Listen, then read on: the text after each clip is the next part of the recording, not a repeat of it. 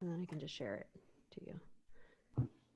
That'll be dope. Oh, hey, Ashana, how's it going?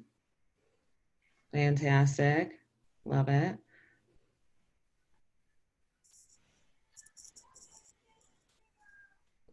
This is the first one of this kind, so this is great. I can't believe it. People are here. Right now, everybody's becoming like their own Got more content people come production in. machine. This is great. I feel like I've been waiting for at least 2 weeks for a light to arrive so that I can properly light myself. Yeah, and it took a week to get a microphone. So everybody's like setting up their own content production studio in their backyard, essentially. It's not funny. All video webcams are like on back order till November. 110%. Hey, Matt, how's it going? Oh, wait, you're muted, man. I got you. Hello. Hello, how are you? Doing good, other than just knocking over a glass of water about 2 minutes ago. But and then my son came out of his nap, running from my mom, from his mom. So it's just been, it was all good until about 5 minutes ago, and then I'm like, okay, this could not be happening. But I'm glad we're good. I'm glad we're not like starting at one exactly where I had to like be on or something. Oh, no, we're good. And you know what? Those are the exciting dilemmas that you get to have when you are working from home. Is no real uninterrupted time ever. None. So excellent. Well, cool. Well, we're going to give it a couple more minutes and then we are going to get started. Oh, I see Jared Roper on the line. Jared. How are you? How have you been? Oh, I'm just living it up here in Columbus. How are you, Mr. Roper? I'm doing well. It's good to see you. It's very nice to hear from you. I hear we are supposed to be having some follow-up conversations sometime soon about something. Is that right? I believe that it is. Yep. Okay. I don't necessarily have an agenda outlined or any real specific questions for you, but I feel like there's a follow-up conversation in our future. Okay. All right. I'm down for it. Okay, good. This is the networking portion of the event. So that's what we're doing. Me and Ashana are supposed to have a follow-up conversation as well, aren't we, Ashana? Go ahead, unmute yourself. Give us. Yes. All right. See, this is very exciting because Ashana, I have known literally since before birth. And so she is about as closest to niece as one gets.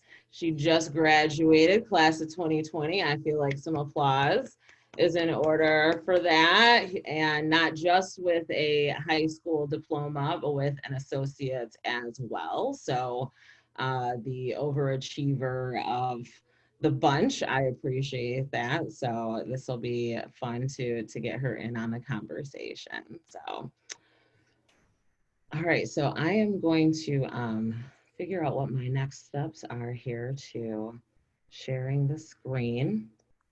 And we're going to start at 1:05 for any stragglers.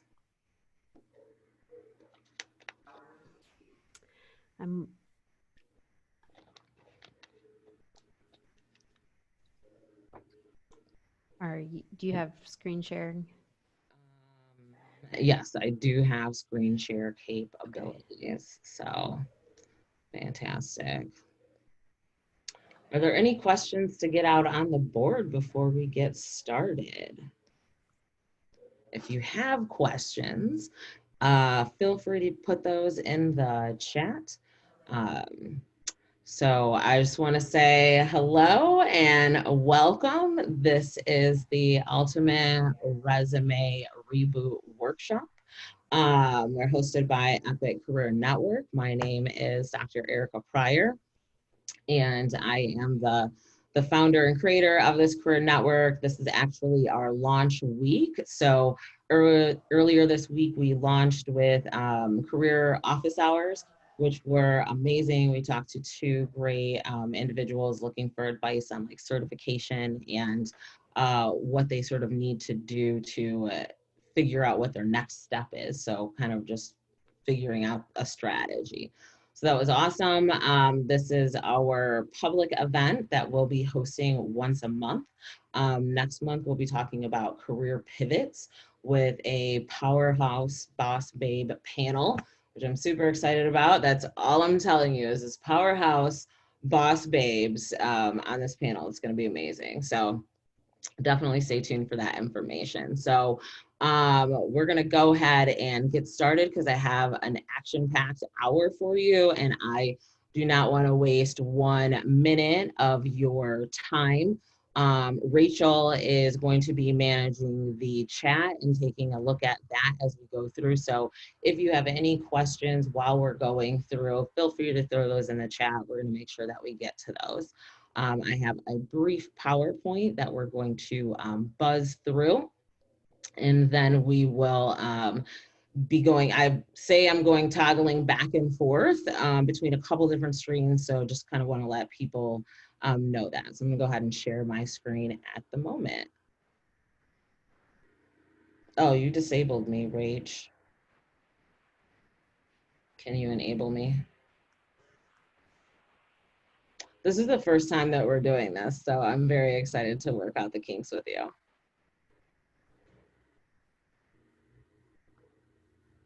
Okay, boom.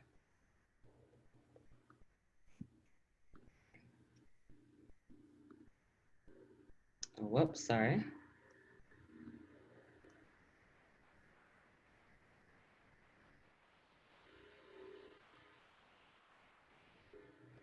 All right, so the Ultimate Resume Reboot Workshop, that is where you are at. Thank you for taking the hour to be here. I know that there's a lot of different options of things you could be doing, and so I appreciate that you're spending your hour with us. Let's see. So the agenda today, so a welcome, which we've done. We'll do some housekeeping and just expectation set. I'll tell you a little bit more about who I am, and then we'll talk a little bit about the EPiC Career Network and what it is. And then we'll jump right into the meat and potatoes of today, which is going to be first 7 resume rules to live by, and then 4 ways you can really move your resume from good to great. And we will take questions, ideas, and suggestions. And if you are so inclined and interested, I'm willing to do a LinkedIn Q&A bonus. So we'll check in like near the end, and if you're interested, stay on the line. We'll totally do that because I love talking LinkedIn. So first, from a housekeeping perspective, this is a judgment-free zone, which just means that I want you to be kind to yourself and also be kind to the other folks on the line that may be asking questions that may seem like they are obvious to you, but they're not. And also to be kind to yourself in that you may feel like I should know this already, but I don't. That's why you're here. So please speak up, ask questions, and stay engaged with us. Also, the workshop is going to be recorded, so feel free to leave your camera on or to leave your camera off. But so you're aware, we are recording the workshop, and we will make it available on the EPiC Career Network platform. So if you're not a member, you'll want to join, especially if you want to see more videos of some of the activities that we're doing. The presentation deck will be emailed after the session. So if you registered for the event, we will send you an email probably through Eventbrite with the presentation deck. And if you didn't register, just email me and I'll be sure to get the deck to you.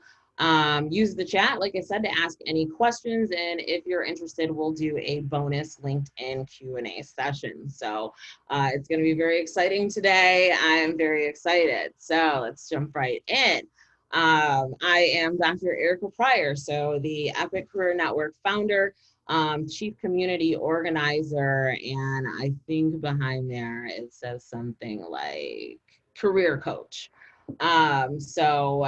Also creative technologist and founder of EPiC Creative and Design. So EPiC Creative and Design is where I get to help people bring technology projects to life. And I find that a lot of people sort of know a little bit about technology and they have a project idea, but they don't really know how to sync up the tech with the project. And so that's where I really come in with a little bit of knowledge about a lot of different things, a pretty expansive network of people that I can reach out to and try and sort of bring the people together that help bring those technology enabled projects to life. So my previous lives have included, I was a college professor at one point. That's how Jared and I know one another. I want to say he was in my first class at Denison University and my first job. So that's pretty awesome to see things come full circle.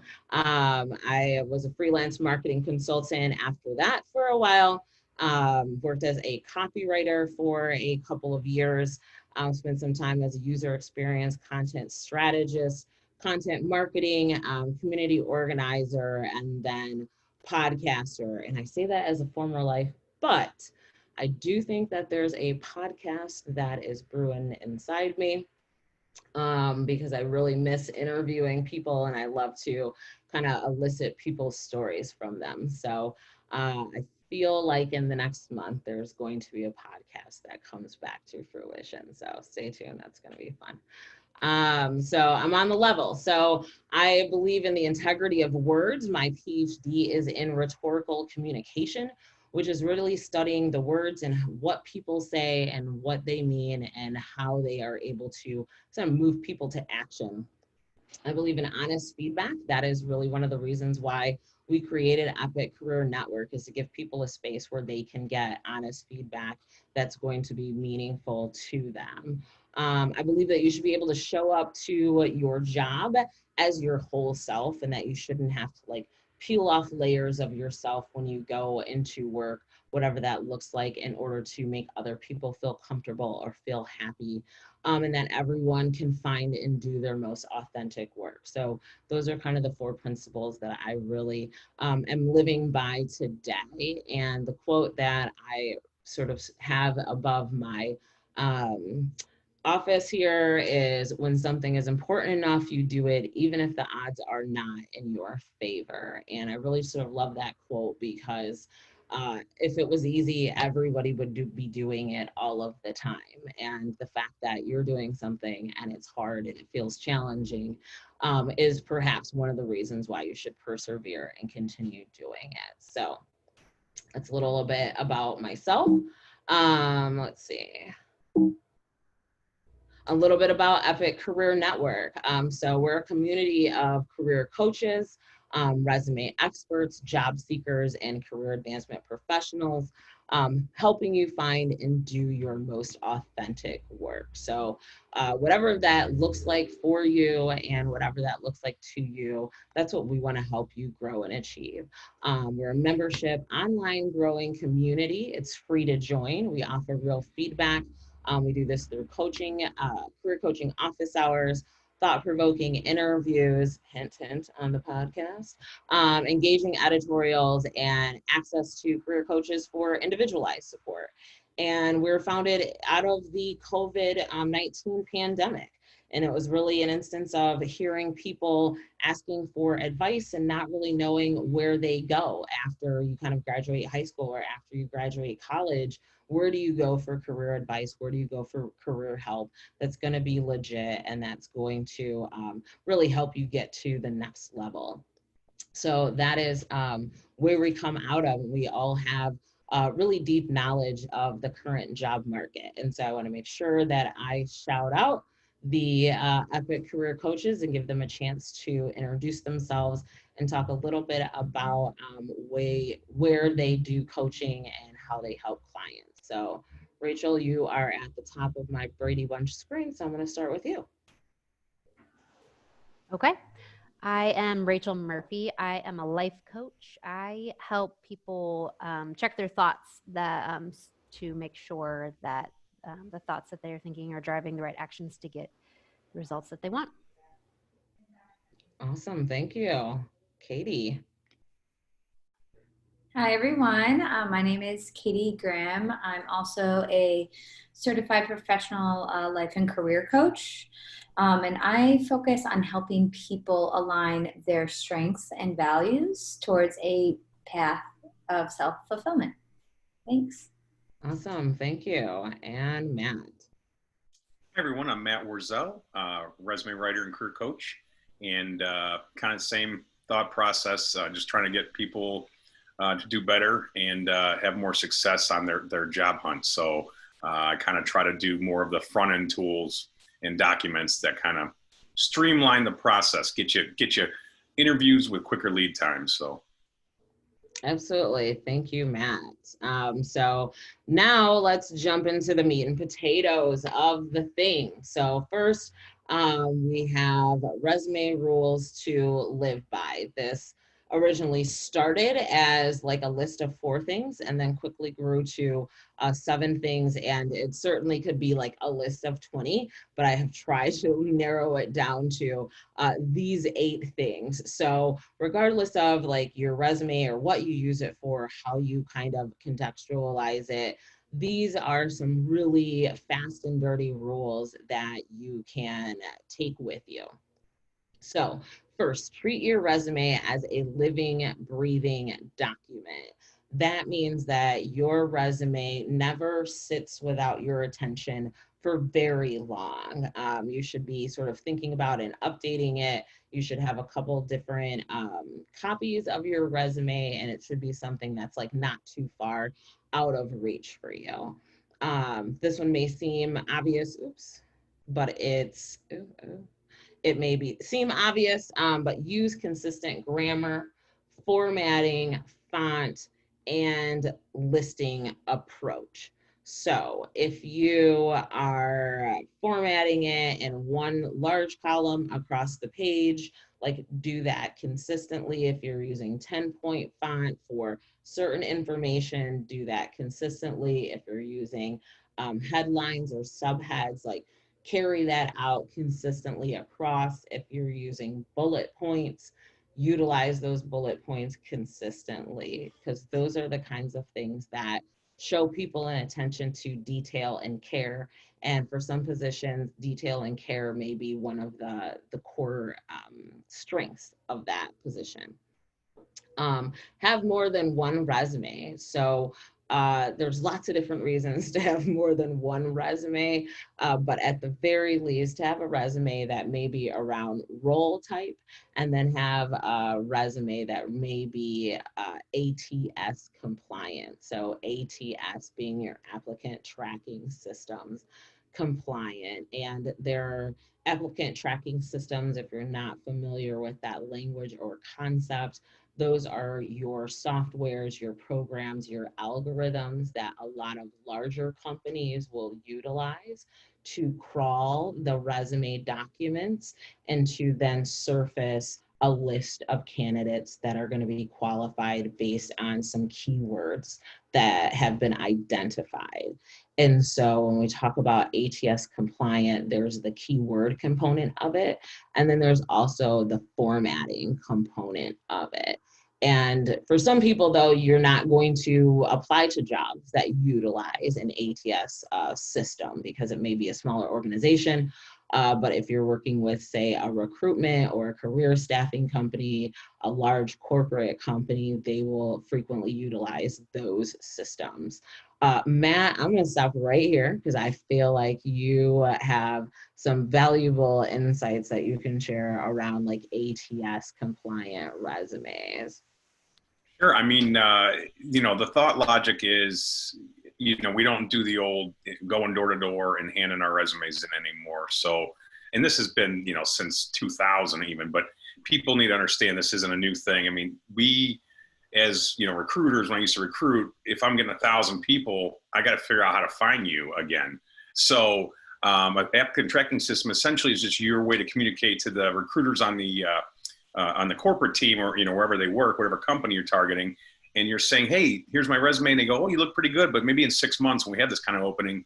So then in 6 months, you need these particular buzzwords, we'll call them, on the resume so they can find you again. So, and this works for anything. So if you apply to any sort of job, your descriptors, that the descriptors in the job description in the targeted role need to be in your resume. So comb those over, use LinkedIn. The endorsements at the bottom of LinkedIn is a good source. So if you find some, let's say, people that are kind of the same level as you, or maybe a step up on the ladder that you want to aspire to be, go through their LinkedIn profile, look at the bottom with the endorsements, and see those buzzwords that are kind of talking the talk in your world, in your space.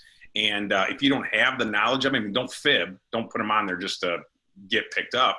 But if you have the knowledge of it, or maybe you can acquire the knowledge of it, that might be another step for you to do some continuing education even. But buzzwords are crucial. I mean, it's the only way to get found, so. No, and that's really good. We're going to talk a little bit more about ATS compliance and how to use job descriptions to figure out those buzzwords or keywords. So awesome. Thank you. So another important rule that you should really live by is don't use your LinkedIn profile as your resume. So yes, they communicate some of the same information. And yes, when you're on LinkedIn, there is an option to download your profile as a Word document. And if you feel like, okay, this is at least like a starting point for me to kind of dig in, great. But don't use that like wholesale as your resume, because LinkedIn and your resume have two different functions. Don't add your picture or previous salary or wage to your resume. It's pretty well-known knowledge that, especially for women and people of color, the salary and wages are frequently utilized to offer you lower wages than they might for other candidates in that position. So additionally, you have unconscious biases that come along with seeing images of individuals and making certain associations with them. So you really want to avoid adding your picture or your salary or wage on your resume in any way. And employers will ask for it, but from what I understand, you legally do not have to respond to that question. Or you could respond with a range, and that'll give you kind of some wiggle room to work with, but don't include it on your resume. Avoid using links and words relevant to your experience.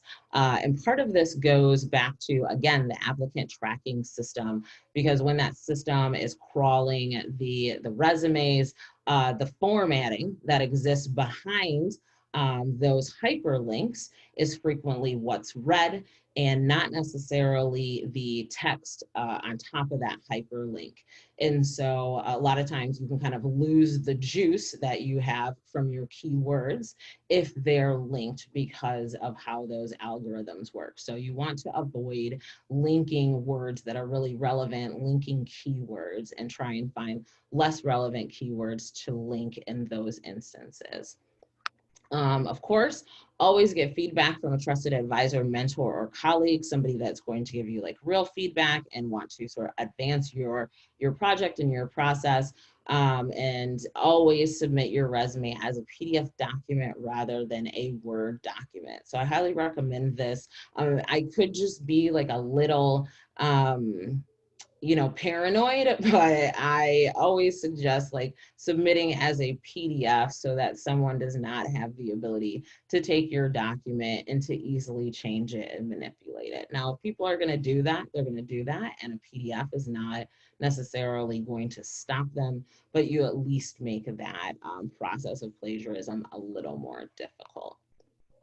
So now we are going to talk about 4 ways you can take your resume from good to great. So the most common question that I get asked when it comes to resumes is, what is a good organizational structure? How do I format it?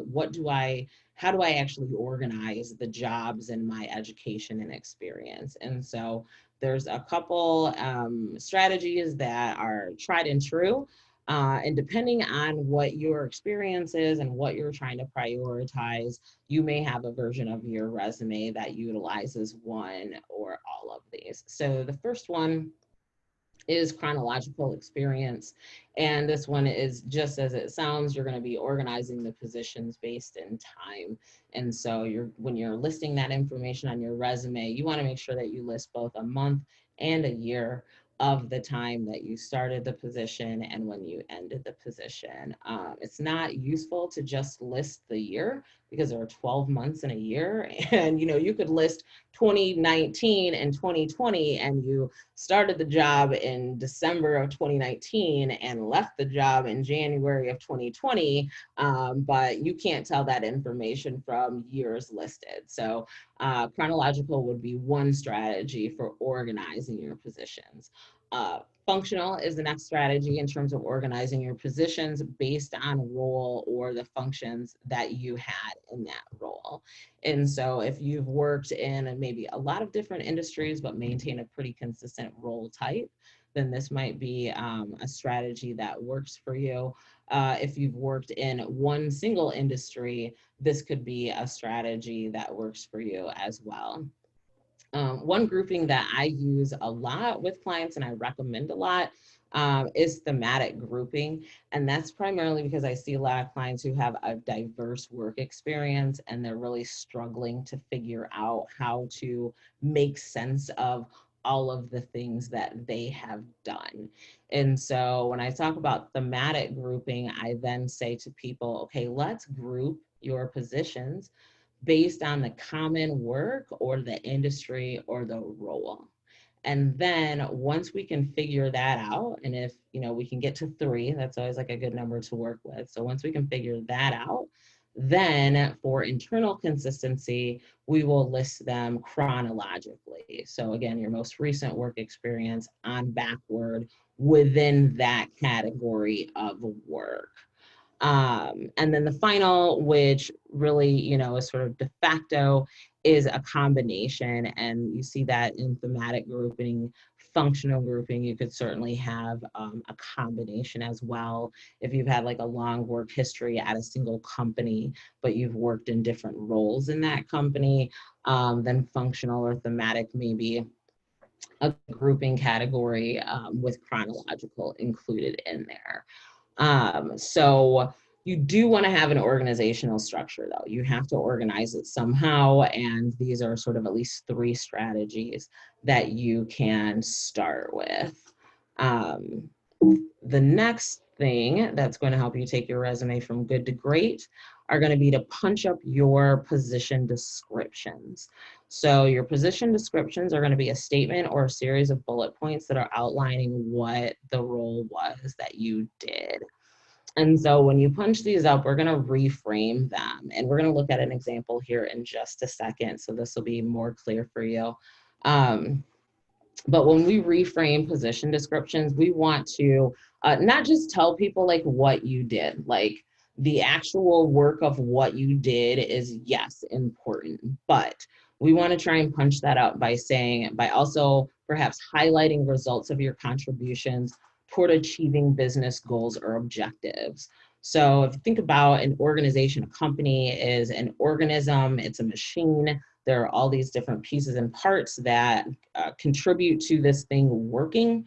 Like, what is the piece and part that you contributed to make this thing work? You are not just a cog in the machine. You have a contribution for what it is that you're doing. And so trying to sort of etch out what that contribution was towards achieving business objectives is a really great way to provide some additional context. Try and start with the action. So try and start with something that's action oriented. You launched something, you initiated something, you developed something, you created something, you built something, you executed something. Those are action words that give us some, our things that make people feel good, like, oh, you're doing something, like they tell us something. Be descriptive by offering additional numbers or percentages that communicate results. So again, when we're talking about helping us understand what you did from a bigger contribution level, numbers, percentages are also great ways to communicate that. And for a lot of folks, that's going to be what they look for in those position descriptions. So figure out how your contributions have helped achieve some business goals. Start with an action that is going to be descriptive and helping people with additional context to your work. And then figure out if there are some additional numbers that you can add that will provide even more insight into the contributions that you made.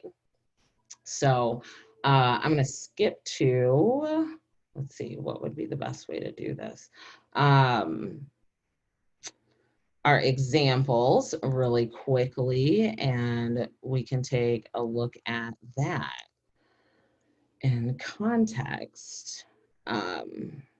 Okay, so I have 2 resume examples here for you. Can everybody see the resume screen?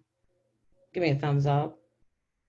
All right, awesome. Okay, just making sure I'm not talking to just a blank screen here. So this is excellent. So this is Courtney Hawkins' resume. I worked on this resume a couple of years ago for Courtney.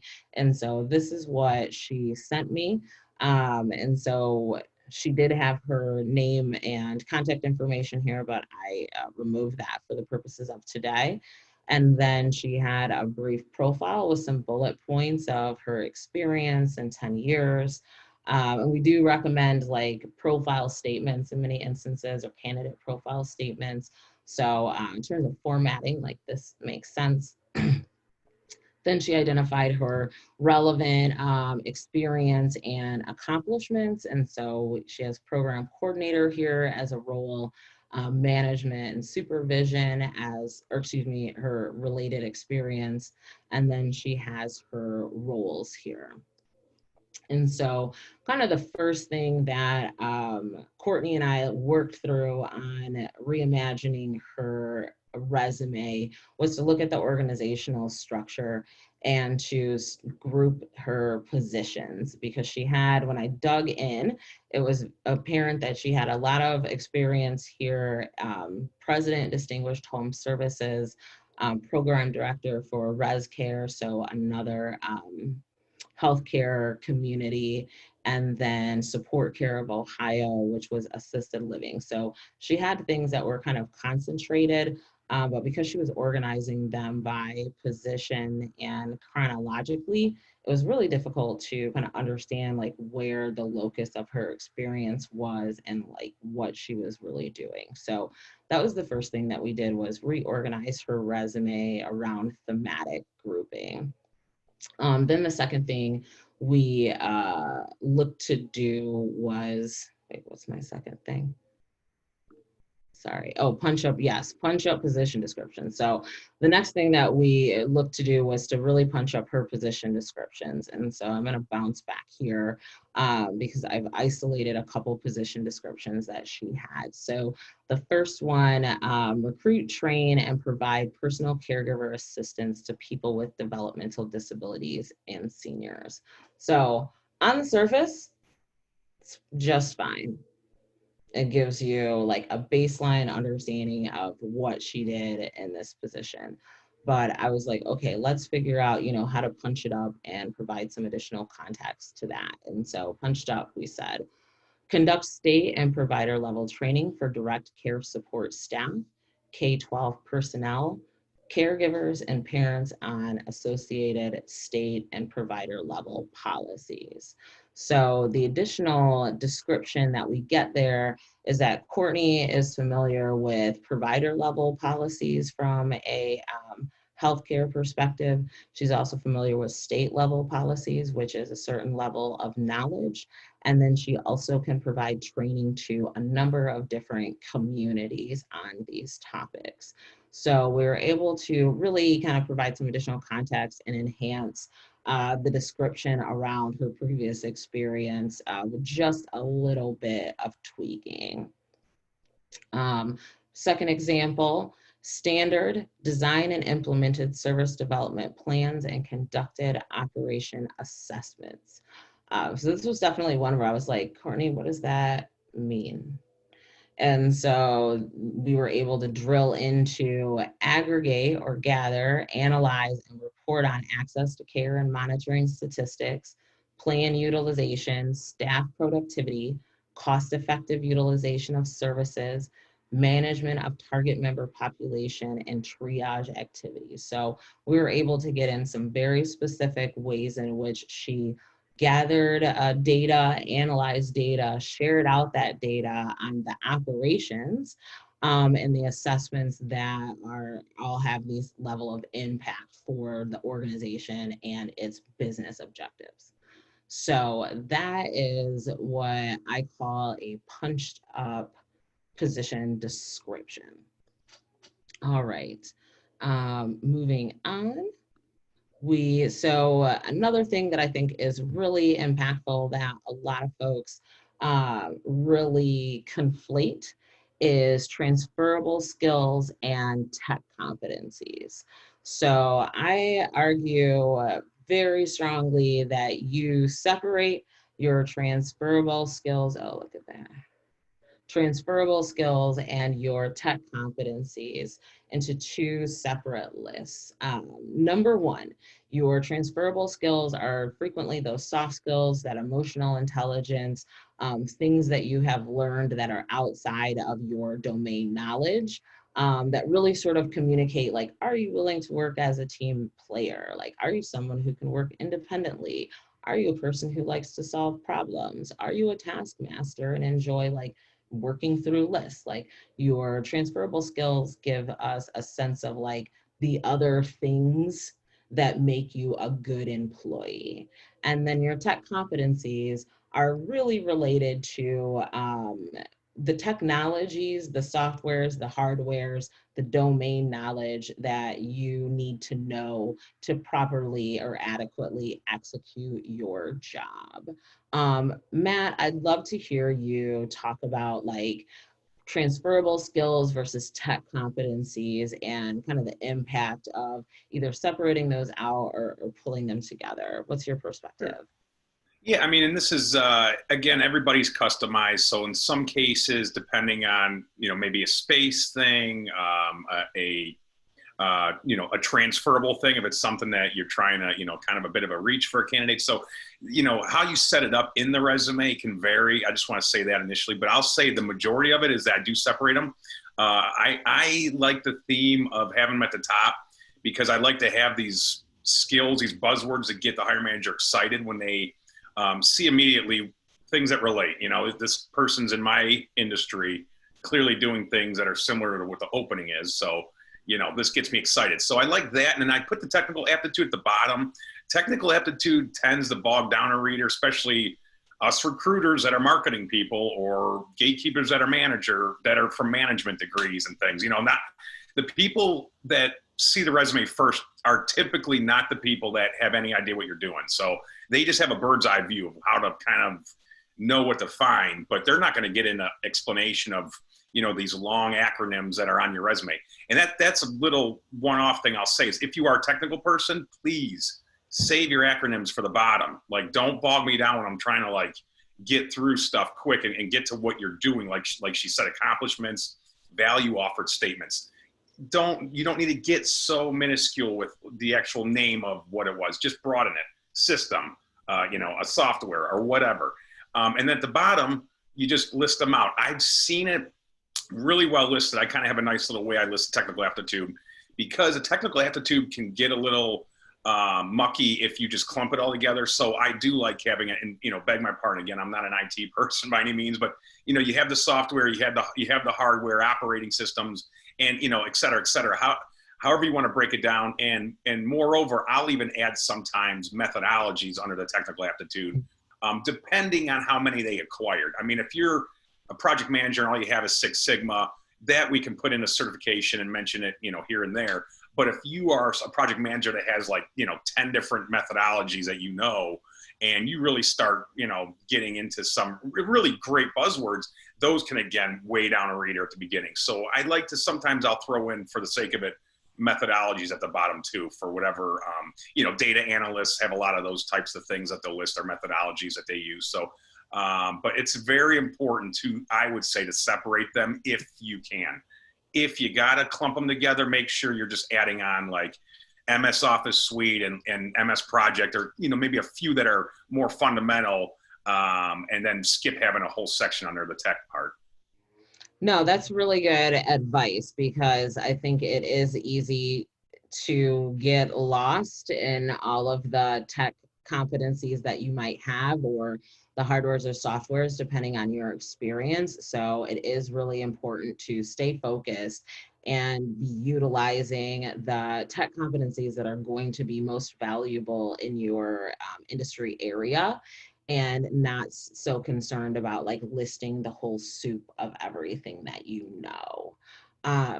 So here on the screen is the revised Courtney Hawkins resume that we came up with. And so just like Matt and I were talking about, we took her transferable skills and tried to parse them out and put them in a list so that it was really easy to identify and you didn't have to wade through any text. Because one of the things that people don't always realize is that for the most part, people are going to be reading your resume on screen. And so there is the tendency for individuals to read in an F-shaped pattern. So you're thinking, here's your first leg, and then your second, and then down here. So what that means is you really want to be cognizant of everything that is the most important and relevant is at the very top of your screen, of that first page, less relevant information next, and then information that can get lost or won't necessarily get reviewed is at the bottom of that leg on your app. So think about the F-shaped reading pattern for digital on-screen consumption, because it can impact how you organize things from a most important to a least important. So then we parsed out her education and training, and then we use this skinny column for her references and then her digital tools proficiencies. So we, again, just parse those things out and try to really isolate them and make them easy to identify for individuals. When we reorganized her resume, as I said, we went through and identified a thematic approach. So we actually took her, we created some categories. Healthcare business development experience was one category. We listed all of the positions that she had chronologically in that category, and then we utilized the position description here to kind of give an overall statement of the type of work she did in that role. And then her position description bullets are very specific examples of things that she did while in those roles. So kind of contextualized her work experience and packaged it up a little bit easier for a hiring manager to discern what is her experience, what is she good at, what has she done, without doing too much searching through the previous resume, or really connecting the dots. Like a lot of folks just aren't going to spend the time to connect the dots. So the more dots that you can connect for people, the better your chances are of getting to the next level.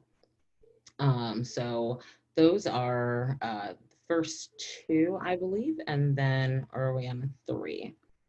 Oh, so do have a sample list here of transferable skills. So feel free to steal any of these that make sense for you when the PowerPoint comes out. These are kind of just generic ones that you'll see, but we're going to talk here just momentarily about how you can get a little more specific and drill down to the transferable skills and the tech competencies or tech knowledge that's going to be most valuable for you.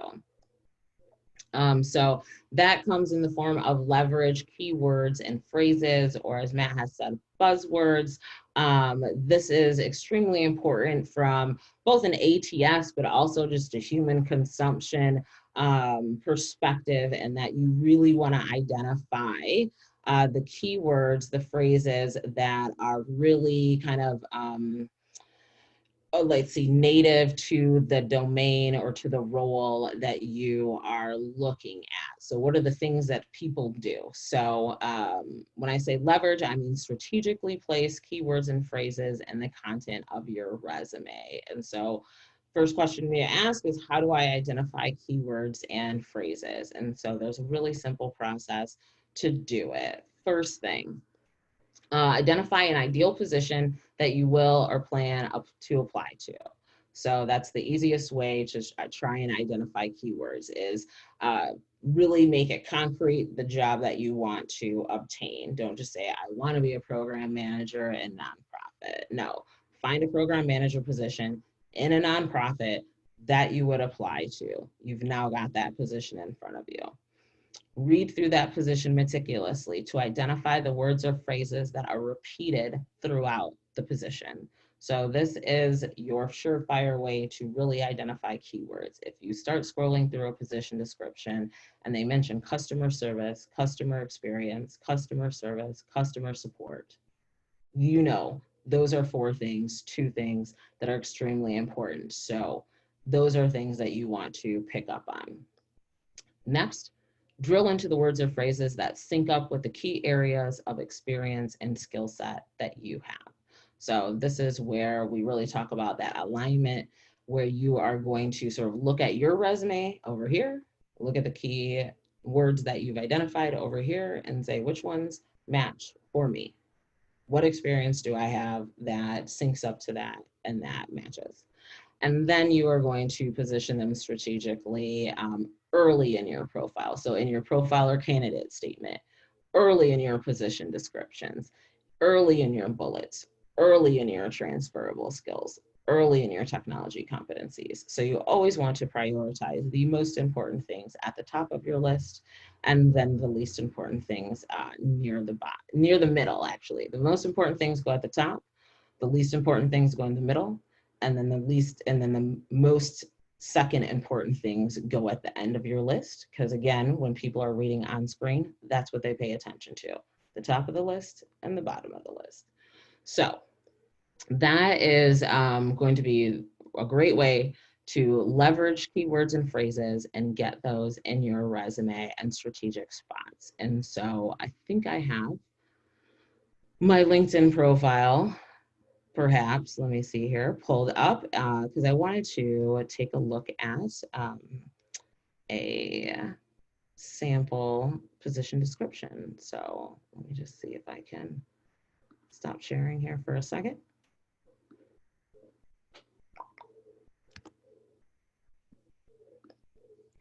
But while I am pulling that up, I want to stop and say, are there any questions, comments, concerns, ideas?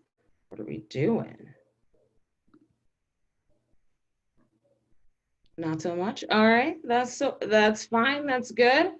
All right, so what did I have?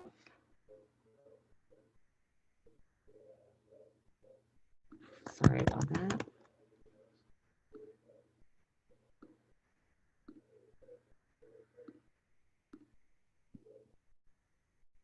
All righty, so I have a quick position description pulled up here. I am going to share the screen and we're going to take a look at it and just talk about identifying keywords. And then we will open up the floor for questions if there are any.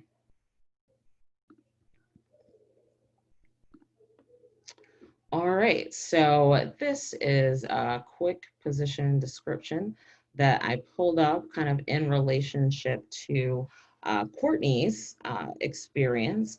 And so so this is for a regional director of business services, National Church Residencies, which is a nonprofit here in Columbus, Ohio, and offers residential health care. So as I kind of look through this, I am really, again, kind of trying to key in on what are the words that are consistently repeated that are going to help me identify keywords. So let's see, in business services, business office managers, services, needs of residents. So as I'm kind of drilling through this, this is what you'll do. You'll drill through, you'll really sort of look and study it to try and identify like what's consistently repeated. And just like we have talked about at the beginning of the list is your most important things, and the middle is kind of less important, and at the end is more important, you can kind of assume that a lot of people approach their list making in that way. Because frequently you get started and you're like, yes, everything has to be on here. And then you kind of get to the middle and you run out of steam, and then you get at the end and you remember a couple more things that were really important. So you'll do that. You'll follow the list. You take a look at it.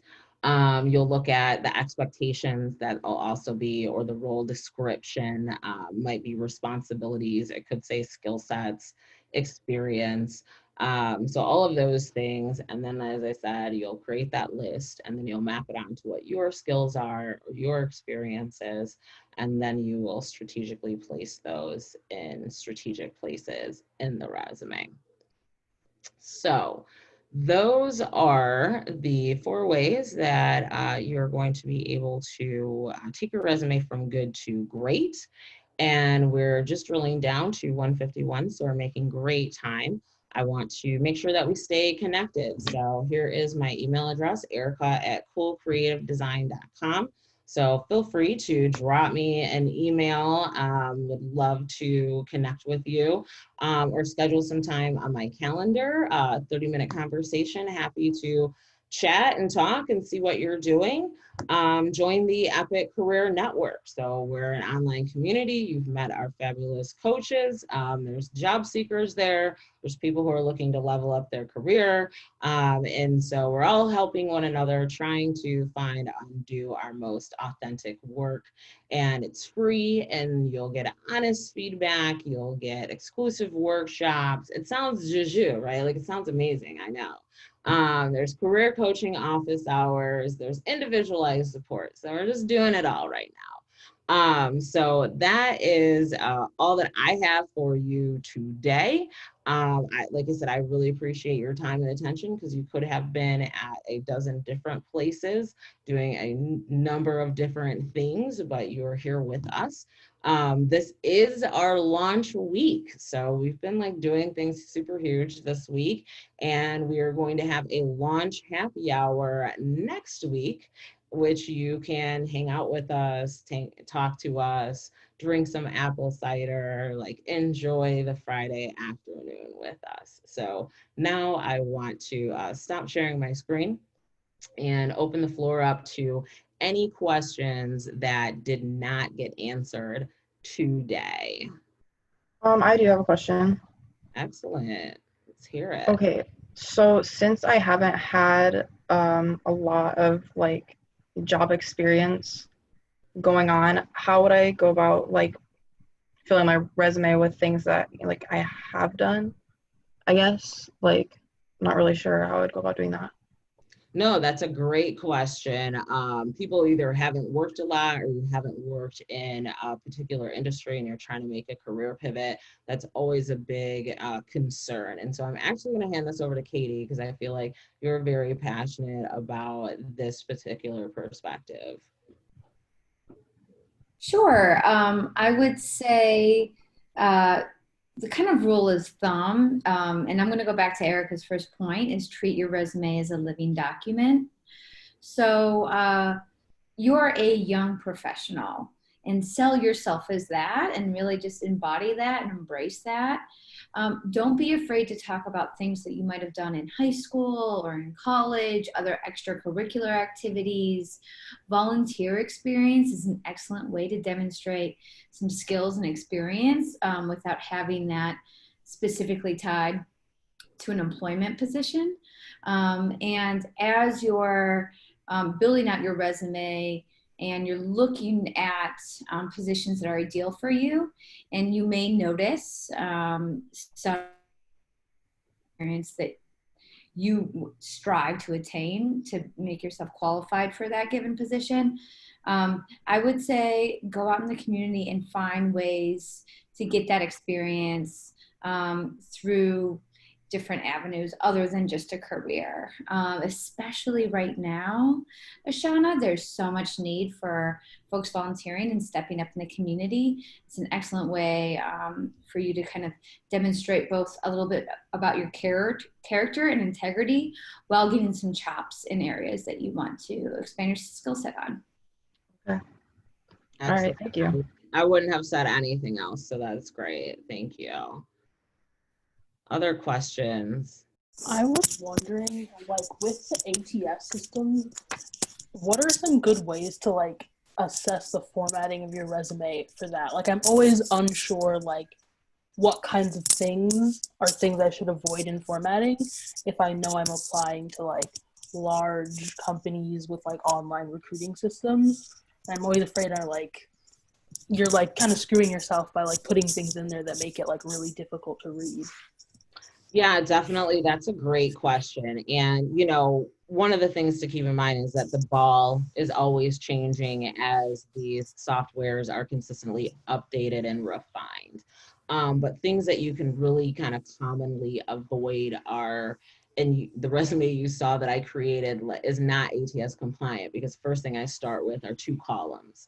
And 2 columns, like one column is kind of your friend in ATS land, because it allows the algorithms to kind of crawl your document more uniformly, versus they may do 1 column and then they may do the next column, but they may just do the whole thing straight across. And if you have 2 columns, the information gets translated in a disjointed manner. So avoiding columns, avoiding extra formatting, like italicize, like bold, avoiding like multiple fonts, like all of the formatting that you typically do, try and minimize it as much as possible. Matt, what do you think? Do you have any additional recommendations?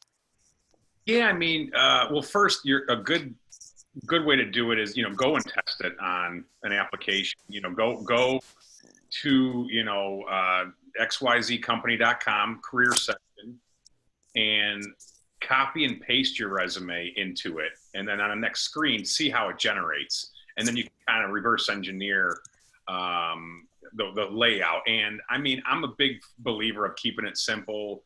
My formats are always just very professional. I mean, outside of a graphic designer, which, you know, infographics might be another world altogether. But, you know, if you're kind of, even if you're creative, you know, I don't mind blending in a blue or something or a dark gray once in a while to like showcase some more creativity. But at the same time, most of mine are just black and white.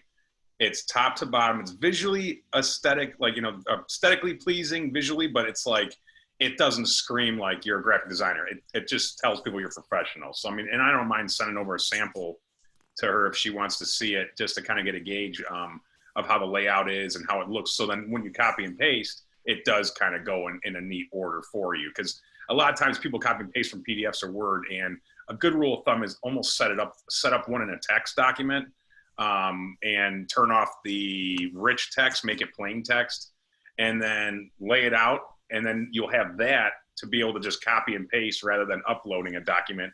It might work for you better in some cases, so you don't have to worry then at ever, because sometimes uploading can jumble it depending on the, like she says, ever evolving ATS. It'll be different in 6 months from now. So, I mean, you know, like, you just got to keep it simple as possible and hope it works everywhere. But that's a really good recommendation in terms of your ATS compliant resume, is to really have one as a Word document that's just plain text. Because then you know that there's no formatting behind it and you're going to have kind of a better luck. Great question. Thank you.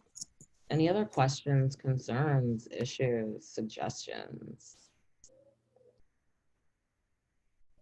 This has been great. I got a jet. All right, Matt. Well, thank you for joining us. I hope to see you at the launch happy hour next week. It should be fantastic. And if anybody else has any other questions, feel free to email me. We're happy to have them there. Or just join the online community and ask your questions there. We'd love to have you. All right, so thank you so much, everyone.